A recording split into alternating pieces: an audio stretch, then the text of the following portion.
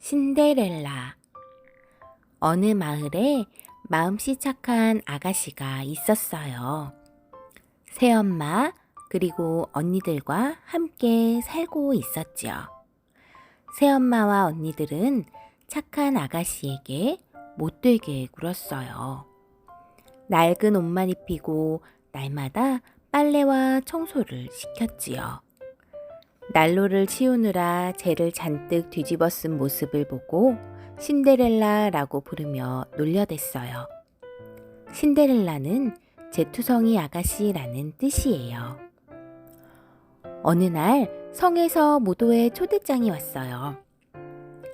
왕자와 결혼할 사람을 찾기 위해 나라 안의 아가씨들을 모두 초대한다는 거였지요. 언니들은 들뜬 마음으로 준비하며 신데렐라에게 말했어요. 너처럼 볼품없는 애는 갈 수 없어. 맞아! 집에서 청소나 하는 게 딱 어울려. 언니들이 무도회에 가고 나자 신데렐라는 참고 참았던 눈물이 쏟아졌어요. 그때 신데렐라 앞에 요정이 나타났어요. 무도회에 가고 싶니? 신데렐라는 놀란 표정으로 고개를 끄덕였어요. 그럼 호박을 하나 가져오렴. 신데렐라는 밭에 가서 커다란 호박을 따왔어요. 이거면 될까요? 아주 좋아. 요정이 지팡이로 호박을 톡톡 치자 호박이 순식간에 멋진 마차로 변했어요.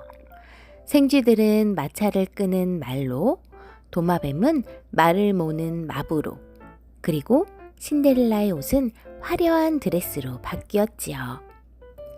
마지막으로 요정은 유리구두를 건네주며 미소 지었어요. 자, 다녀오렴. 그렇지만 밤 12시 전에는 돌아와야 해. 12시가 지나면 마법이 풀린단다. 마차를 타고 도착한 신데렐라가 무도회장에 들어가자 사람들이 웅성거리기 시작했어요. 어디서 온 공주님일까? 우와, 저렇게 예쁜 아가씨는 처음이야. 신데렐라에게 첫눈에 반한 왕자는 춤을 추자고 했어요. 무도회장에 있던 사람들은 왕자와 신데렐라가 춤추는 모습을 넋을 잃고 바라보았지요. 땡, 땡, 땡. 어느덧 12시를 알리는 종소리가 울려 퍼졌어요. 아, 요정님과 약속한 시간이야. 신데렐라는 재빨리 성에서 빠져나왔어요. 구두 한 짝이 벗겨진 줄도 모른 채 서둘러 계단을 뛰어내려갔지요. 종소리가 멈추자 마차는 다시 호박으로, 말과 마부는 쥐와 도마뱀으로, 드레스는 초라한 옷으로 돌아왔어요. 왕자가 신데렐라를 뒤쫓아갔지만 찾을 수 없었어요. 계단에 떨어져 있는 유리구두를 주운 왕자가 말했어요. 나는 이 구두의 주인과 결혼하겠습니다. 왕자의 명령으로 온 나라의 아가씨들이 유리구두를 신어보게 되었어요. 신데렐라네 집에도 왕자가 보낸 심부름꾼이 왔지요. 언니들은 억지로 구두를 신으려고 했지만 발이 들어가지 않았어요. 심부름꾼은 구석에 서 있던 신데렐라에게도 구두를 신어보라고 했어요.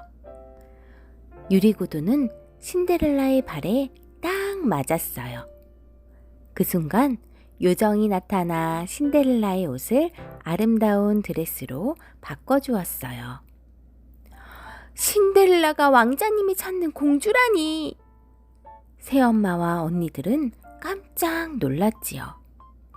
신데렐라는 마차를 타고 왕자를 만나러 갔어요. 이제부터 나와 함께 있어줘요. 왕자와 신데렐라는 온 나라 사람들의 축하를 받으며 결혼식을 올렸답니다.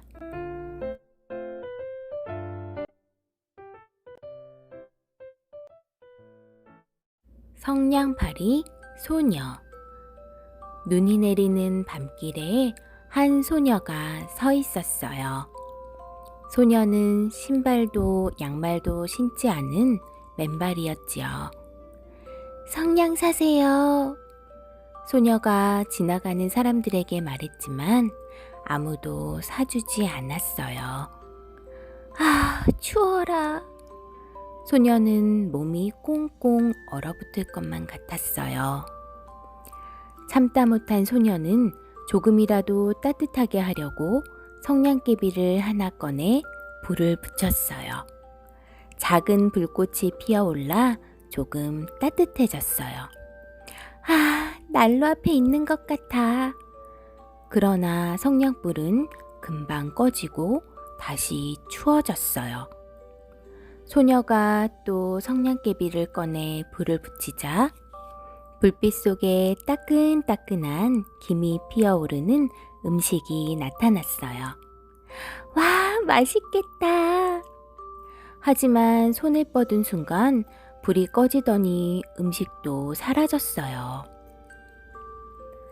또 다른 성냥개비에 불을 붙이자 이번에는 커다란 크리스마스 트리가 나타났어요. 아름다운 장식을 매단 트리는 반짝반짝 빛나고 있었지요. 그렇지만 성냥불이 꺼지자 트리도 사라지고 말았어요. 소녀는 또 다른 성냥개비에 불을 붙였어요.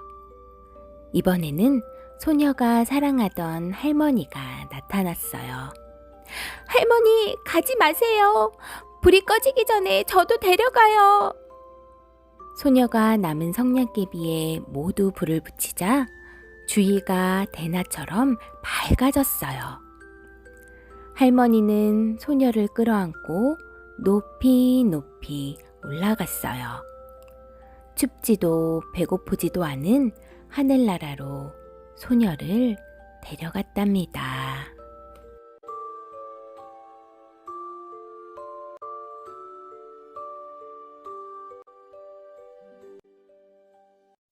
늑대와 7마리 아기 염소. 숲속 작은 집에 엄마 염소와 7마리 아기 염소가 살고 있었어요. 어느 날 엄마 염소가 시장에 가면서 말했어요.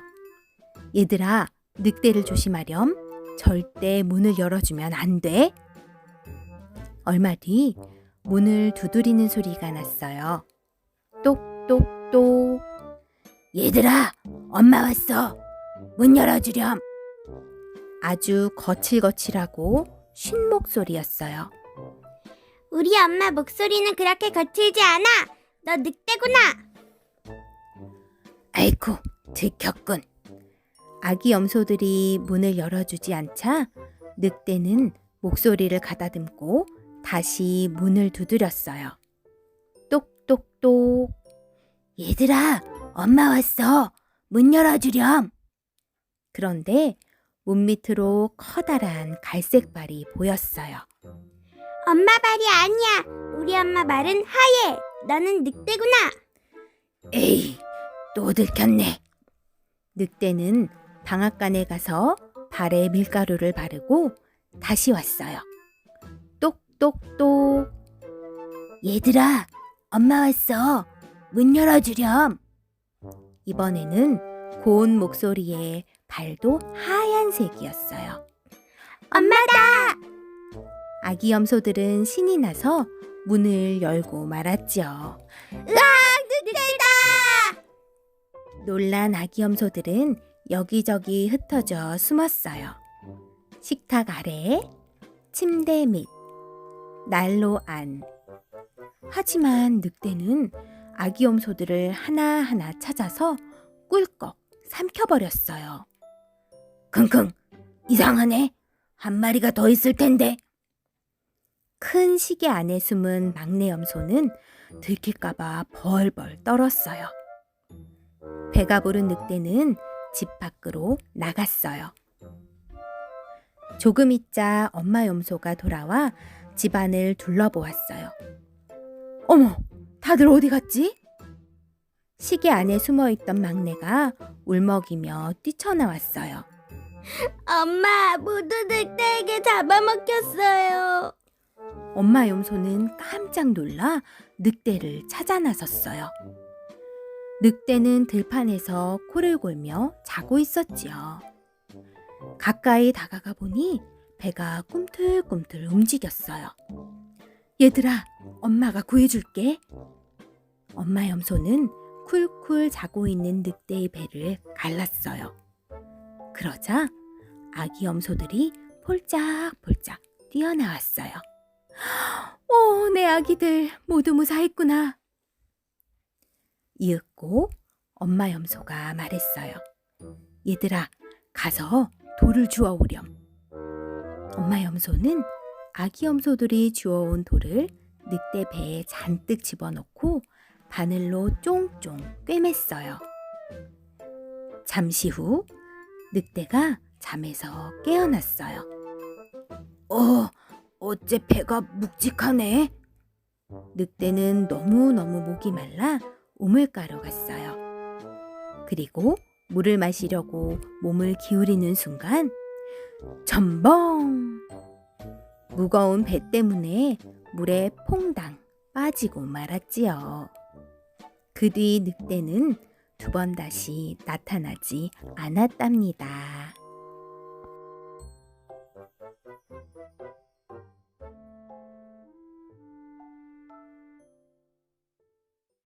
금도끼, 은도끼.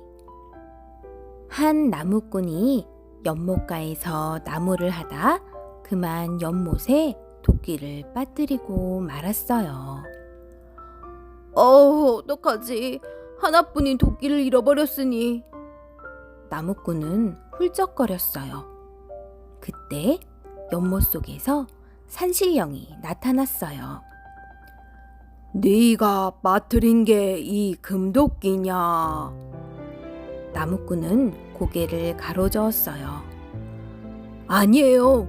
제 도끼는 그렇게 고급스럽지 않아요. 산신령은 다시 연못 속으로 들어가더니 은도끼를 가지고 나타났어요. 네가 빠뜨린 게 이 은도끼냐? 아니에요. 제 도끼는 그렇게 반짝이지 않아요. 이번에는 산신령이 쇠도끼를 가지고 나타났어요.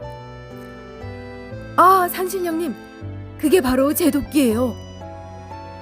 나무꾼의 말을 듣고 산신령은 웃으면서 고개를 끄덕였어요. 너는 참 착하고 정직하구나. 이 도끼들을 모두 가져가거라. 나무꾼은 금도끼, 은도끼까지 얻어가지고 돌아왔답니다. 이 이야기를 들은 욕심쟁이 나무꾼은 부러웠어요. 나도 금도끼, 은도끼를 갖고 싶어. 나무꾼은 연못으로 가서 일부러 도끼를 빠뜨렸어요. 그러자 산신령이 금도끼를 들고 나타났어요. 네가 빠뜨린 게 이 금도끼냐? 네, 그게 바로 제 도끼입니다. 은도끼도 빠뜨렸지요. 그러자 산신령의 표정이 차갑게 변했어요. 너에게는 아무것도 줄 수가 없구나. 욕심부리며 거짓말을 한 나무꾼은 자기 도끼까지 잃고 말았답니다.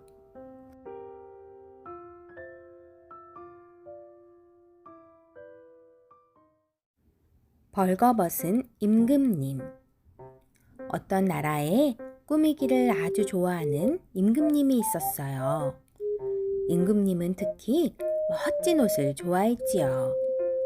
옷을 잘 차려입으면 멋진 사람이 되는 것 같았거든요. 임금님은 옷을 여러 벌 사서 넓은 방에 쭉 걸어 놓았어요.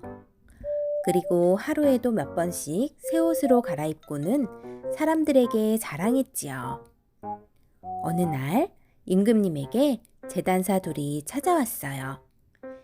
저희는 세상에서 가장 아름다운 옷감을 만드는 제단사입니다. 똑똑한 사람 눈에만 보이는 아주 귀한 옷감이지요. 그거 참 신기하군. 임금님은 재단사들에게 많은 돈을 주며 그 옷감으로 옷을 만들어 달라고 명령했어요. 재단사가 돈을 받아들고 말했어요.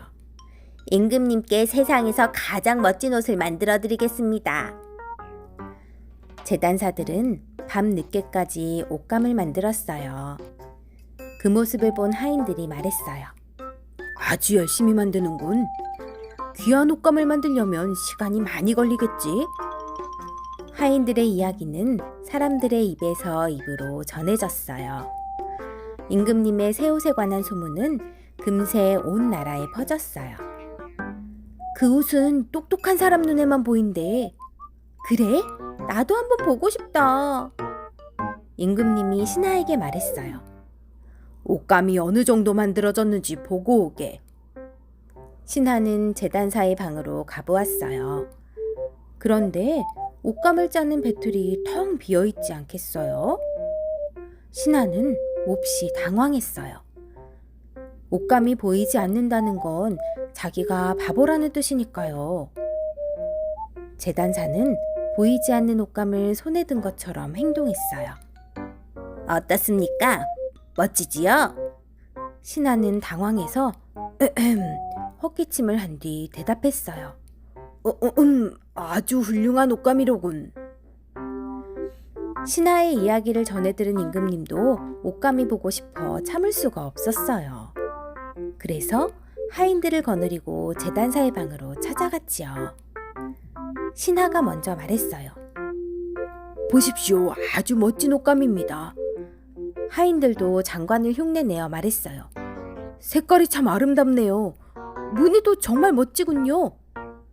그렇지만 임금님의 눈에는 아무것도 보이지 않았어요. 설마 이 나라의 임금인 내가 바보라는 건가? 임금님은 일부러 큰 목소리로 말했어요. 듣던 대로 멋지군. 아주 마음에 드네. 임금님은 새 옷을 백성들에게 선보이기로 했어요. 거리를 행진하는 날 아침, 재단사가 임금님에게 옷을 입히며 말했어요. 윗옷과 바지, 그리고 망토입니다. 거울을 본 임금님은 고개를 갸웃거렸어요. 재단사는 보이지 않는 망토자락을 들어올리며 말했어요. 공기처럼 가벼워서 걸친 느낌도 나지 않을 것입니다. 임금님은 고개를 끄덕였어요. 이 옷은 멋지기만 한 게 아니라 변하기까지 하군. 아주 멋지십니다. 정말 훌륭합니다. 하인들도 모두 칭찬했어요. 임금님의 새 옷을 보려고 사람들이 거리에 모여들었어요. 드디어 임금님이 등장했어요. 임금님은 하인들을 거느리고 당당하게 행진했지요. 사람들은 믿을 수가 없어 눈을 끔뻑거렸어요. 임금님이 벌거벗고 있었기 때문이지요. 그렇지만 차마 솔직하게 말할 수는 없었어요. 그때 한 아이가 소리쳤어요. 임금님이 벌거벗었다! 그 소리를 듣자 다른 사람들도 외쳤어요. 임금님이 벌거벗었어! 임금님은 그제야 재단사에게 속았다는 것을 깨달았지만 행진을 멈출 수는 없었어요. 아무렇지 않은 척 가슴을 펴고 계속 걸어갈 수밖에 없었답니다.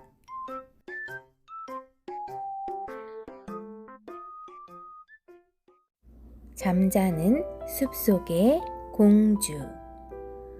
어떤 나라에 아이를 기다리는 왕과 왕비가 있었어요. 저희에게 아이가 생기게 해주세요. 늘 이렇게 기도했지요. 그리고 손꼽아 기다리던 공주가 태어나자 기뻐하며 축하 파티를 열었어요. 파티에 온 7요정이 공주에게 마법의 선물을 했어요. 요정이 한 말은 그대로 이루어지게 되지요. 공주님은 세상에서 가장 아름다워질 것입니다. 누구보다 착한 마음씨를 지닐 것입니다. 6번째 요정이 말을 끝냈을 때 파티에 초대받지 못한 늙은 요정이 들어왔어요. 나만 쏙 빼놓다니 괘씸한걸. 공주는 물레바늘에 찔려 죽게 될 것이다. 무시무시한 저주에 모두 벌벌 떨 때였어요. 그렇지 않아요. 7번째 요정이 자리에서 일어나 외쳤어요. 공주님은 물레바늘에 찔려도 깊은 잠에 빠질 뿐이에요. 100년 후 왕자님이 찾아와 잠에서 깨워줄 것입니다. 요정의 저주를 두려워한 왕은 명령을 내렸어요. 온 나라의 물레를 모두 불에 태워버리도록 하라. 공주는 건강하게 자라 어느덧 15살이 되었어요. 왕과 왕비가 외출한 어느 날 공주는 문득 생각했어요. 그래, 성안을 탐험해보는 거야. 공주는 혼자서 성 안의 수많은 방을 둘러보다가 다락방을 발견했어요. 다락방에서 웬 할머니가 물레를 돌리고 있었어요. 할머니, 뭘 하고 계신가요? 공주가 다가가 물었어요. 실을 뽑고 있답니다. 저도 해보고 싶어요. 공주는 물레를 돌리려다 그만 물레바늘에 손을 찔리고 말았어요. 아야! 그리고 그 자리에 털썩 쓰러졌지요. 공주가 깊은 잠에 빠지자 성 안의 사람들도 모두 잠이 들고 성은 가시나무로 뒤덮이고 말았어요. 성이 가시나무에 뒤덮여 아무도 들어갈 수 없게 된 뒤로 100년이 흘렀어요. 가시나무 성에는 아름다운 공주가 잠들어 있대. 이웃나라 왕자가 소문을 듣고 찾아왔어요. 왕자가 칼을 휘두르자 가시나무가 스르르 길을 열어주었어요. 왕자는 성 안으로 들어갔어요. 조용한 성 안에 왕자의 발소리가 울려 퍼졌어요. 맨 안쪽에는 예쁘게 꾸며진 방이 있었어요. 레이스 달린 침대에 공주가 깊이 잠들어 있었지요. 오, 아름다워. 왕자는 눈부시게 빛나는 공주 옆에 무릎을 꿇고 앉았어요. 그때 공주가 눈을 반짝 떴어요. 당신이 저를 깨워주셨군요. 오랫동안 기다렸어요. 공주의 말에 왕자는 가슴이 두근두근 떨렸어요. 저와 결혼해 주십시오.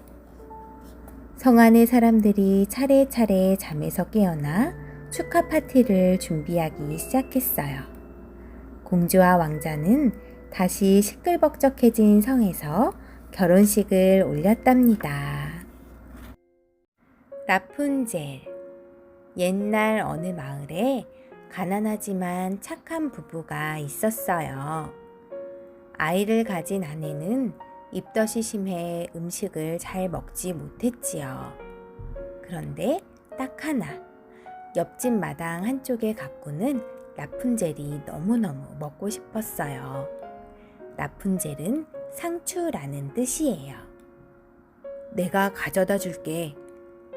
아내가 몹시 걱정된 남편은 옆집 마당으로 들어가 라푼젤을 뽑았어요. 그때 남편 앞에 마녀가 나타났어요. 옆집에는 마녀가 살고 있었던 거예요. 남편이 아내 이야기를 하며 잘못했다고 빌었지만 마녀는 희죽희죽 웃었어요. 원하는 만큼 라푼젤을 가져가시오. 그 대신 아기가 태어나면 내가 데려오도록 하지. 무시무시한 마녀 앞에서 남편은 고개를 끄덕일 수밖에 없었어요. 부부는 귀여운 딸을 낳았지만 마녀에게 빼앗겼어요. 마녀가 아기를 데려가 라푼젤이라 이름을 짓고 키웠지요. 라푼젤이 아름다운 아가씨가 되자 숲속 탑에 가두었어요. 탑에는 꼭대기에 달린 창문 말고는 드나들 수 있는 문이 없었지요. 마녀는 어떻게 탑에 올라가는 걸까요? 오직 마녀만 탑에 오르는 방법을 알고 있었어요. 라푼젤, 라푼젤, 머리카락을 내려다오. 탑 밑에서 마녀가 말하면 라푼젤이 머리를 풀어 탑 아래로 늘어뜨렸어요. 마녀는 라푼젤의 긴 머리카락을 붙잡고 탑을 오르내리는 거였어요. 어느 날 숲에 놀러온 왕자가 라푼젤의 노랫소리를 들었어요. 오, 아름다운 노랫소리네. 저 탑에서 들려오는 것 같은데. 왕자는 날마다 숲에 와서 귀를 기울였어요. 누가 노래하는 걸까? 왕자는 노랫소리의 주인공을 만나고 싶었어요. 하지만 어떻게 탑으로 올라가는지 알 수 없었지요. 그러던 어느 날 왕자는 마녀가 탑에 올라가는 것을 보았어요. 탑에 올라가는 방법을 알게 된 것이지요. 왕자는 마녀가 밖에 나가기를 기다렸다가 탑 밑에서 외쳤어요. 라푼젤, 라푼젤, 머리카락을 내려다오. 그러자 정말 창문으로 라푼젤의 긴 머리카락이 내려왔어요. 왕자가 머리카락을 붙잡고 탑 꼭대기로 올라가 보니 라푼젤이 있었어요. 깜짝 놀란 라푼젤에게 왕자가 말했어요. 아름다운 노랫소리의 주인공을 꼭 만나고 싶어 왔소. 왕자는 라푼젤에게 결혼하자고 청했어요. 라푼젤도 좋다고 받아들였지요. 그렇지만 저는 이곳에서 내려갈 수 없어요. 당신이 올 때마다 실을 가져다 주면 밧줄을 만들어서 그걸 타고 내려갈 수 있을 거예요. 그 뒤로 왕자는 날마다 라푼젤을 만나러 왔어요. 그러던 어느 날 왕자가 라푼젤을 만나러 오는 것을 마녀가 알아차렸어요. 마녀는 화가 나서 라푼젤의 머리카락을 자른 다음 아주 멀리 쫓아버렸어요. 그날 밤 아무것도 모르는 왕자는 마녀가 내려준 머리카락을 붙잡고 탑 위로 올라갔어요. 라푼젤은 여기 없다. 다시는 만날 수 없는 곳으로 떠났지. 아, 사랑하는 라푼젤을 만날 수 없다니. 슬픔에 빠진 왕자는 탑에서 떨어져 가시에 눈을 찔리는 바람에 앞을 볼 수 없게 되었어요. 눈이 먼 왕자는 라푼젤을 찾아 더듬더듬 숲속을 헤맸어요. 슬픔에 잠긴 채 나무 열매와 풀뿌리를 먹으며 라푼젤을 찾으러 다녔지요. 몇 년이 지났을 무렵 어디선가 들려오는 노랫소리에 왕자는 발걸음을 멈추었어요. 이건 분명히 라푼젤의 목소리야. 오랜 시간이 흘렀지만 왕자는 라푼젤의 목소리를 금방 알아들었어요. 왕자는 비틀비틀 노랫소리가 들려오는 쪽으로 다가갔어요. 라푼젤이 왕자를 발견하고 뛰어와 꼭 끌어안았어요. 숲을 헤매는 동안 비쩍 마르고 옷도 엉망이었지만 라푼젤은 왕자를 바로 알아보았지요. 왕자님, 어쩌다 앞을 못 보게 되었나요? 라푼젤의 눈물이 왕자의 눈 위로 떨어졌어요. 그 순간 왕자의 눈이 밝아져 앞을 볼 수 있게 되었지요. 왕자는 라푼젤과 함께 자기 나라로 돌아가 결혼식을 올리고 행복하게 살았답니다.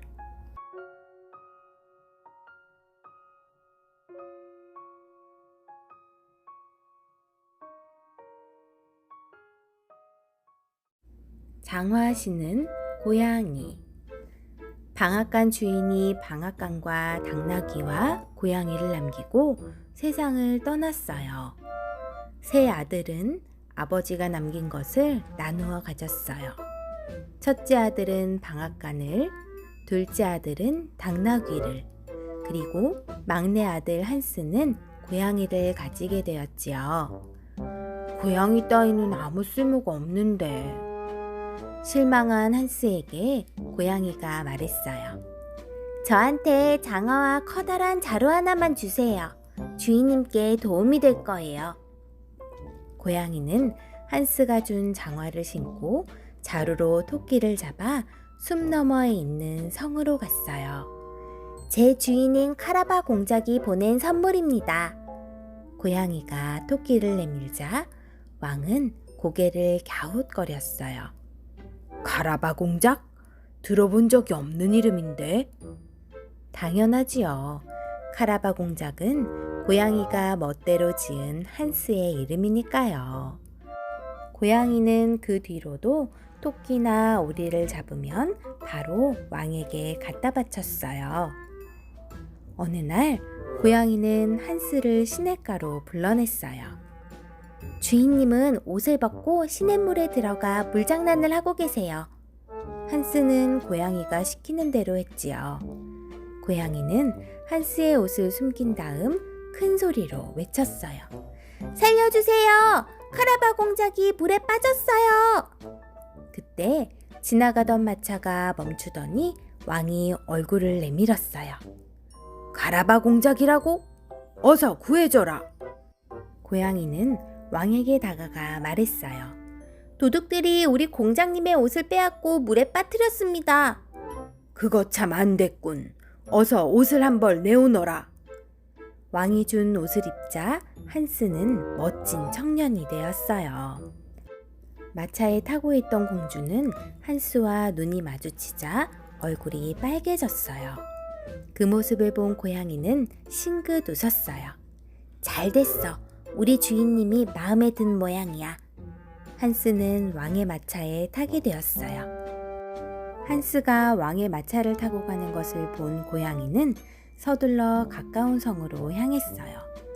그 성에는 주변의 땅을 모두 독차지한 나쁜 마왕이 살고 있었지요.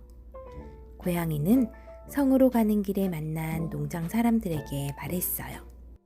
이 땅이 누구 것이냐고 물어보면 카라바 공작의 땅이라고 대답하세요. 그러면 나쁜 마왕을 해치워 줄 거예요.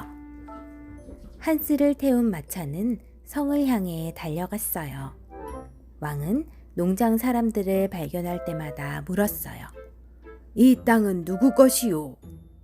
카라바 공작의 땅입니다. 사람들마다 똑같이 대답했어요. 왕은 감탄한 듯 한스를 바라보았어요. 그대는 아주 많은 땅을 가지고 있군. 마차보다 먼저 성에 도착한 고양이는 마왕에게 예의 바르게 인사했어요. 당신은 대단한 마법의 힘을 지니고 있다고 들었어요. 맞아. 나는 어떤 모습으로든 변할 수 있지. 사자처럼 커다란 동물로도 변신할 수 있나요? 그러자 마왕은 순식간에 사자로 변신했어요. 고양이는 야옹 소리를 질렀어요. 마왕은 의기양양하게 웃었어요. 고양이는 덜덜 떨면서 말했어요. 그렇지만 생쥐처럼 작은 동물로는 변신할 수 없겠죠? 마왕은 어이없다는 듯 코웃음을 쳤어요. 무슨 소리? 내가 변신할 수 없는 건 없어! 마왕은 눈 깜짝할 사이에 생쥐로 변신했어요. 그러자 고양이는 이때다 하고 생쥐를 잡아 꿀꺽 삼켜버렸어요. 나쁜 마왕은 사라졌어. 이제 이 성과 땅은 카라바 공작 거야. 드디어 왕의 마차가 성에 도착했어요. 고양이는 재빨리 뛰어나가 마차를 맞이했어요. 어서 오십시오. 카라바 공작의 성에 오신 것을 환영합니다. 왕은 깜짝 놀랐어요. 이 훌륭한 성도 카라바 공작의 것이란 말인가? 공주도 깜짝 놀라 한스를 바라보았어요. 왕이 한스에게 넌지시 말했어요. 우리 공주와 결혼해주지 않겠나? 얼마 뒤 한스와 공주는 결혼식을 올렸어요. 고양이는 한스와 공주의 사랑을 받으며 행복하게 살았답니다.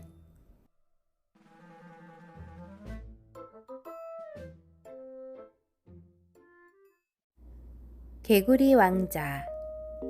숲속 성에 아름다운 공주가 살고 있었어요. 공주는 연못가에서 공놀이 하기를 좋아했지요. 어느 날 공주가 던진 황금공이 연못에 빠지고 말았어요. 어떡해, 내가 아끼는 공인데. 공주가 울먹이고 있을 때 연못에서 개구리가 고개를 쏙 내밀었어요. 제가 꺼내드릴게요. 그 대신 저와 친구가 되어주세요. 그래, 좋아. 내 공을 가져다 준다면 그럴게. 개구리는 연못 속으로 들어가 공을 꺼내왔어요. 고마워. 공주는 공을 받아들더니 뒤도 안 돌아보고 성으로 돌아가 버렸어요. 다음 날 공주가 밥을 먹고 있는데 개구리가 찾아왔어요. 공주님, 저랑 친구 되기로 약속하셨잖아요. 난 개구리랑 친구하고 싶지 않아. 난처해하는 공주에게 왕이 말했어요. 약속을 했으면 지켜야지. 공주는 하는 수 없이 개구리와 함께 밥을 먹었어요. 개구리가 말했어요. 공주님, 방에서 같이 놀고 싶어요. 공주는 개구리가 징그럽고 싫었지만 할 수 없이 손가락으로 집어들고 방으로 데려갔어요. 공주는 개구리를 방바닥에 내려놓았어요. 배가 부르니 졸리네요. 자야겠어요. 그리고 개구리는 공주 곁으로 폴짝 뛰어올랐어요. 놀란 공주가 피하는 바람에 개구리는 벽에 부딪혀 정신을 잃고 말았어요. 정신 차려! 어떡하지? 놀란 공주는 개구리를 들어올려 침대에 뉘었어요. 다음 날 아침 잠에서 깬 공주는 깜짝 놀랐어요. 옆에 아주 멋진 왕자가 있었기 때문이지요. 저는 그동안 마법에 걸려 개구리 모습으로 지냈답니다. 당신이 친구가 되겠다는 약속을 지켜주어서 무서운 마법이 풀렸어요. 그 뒤 둘은 정답게 잘 살았답니다.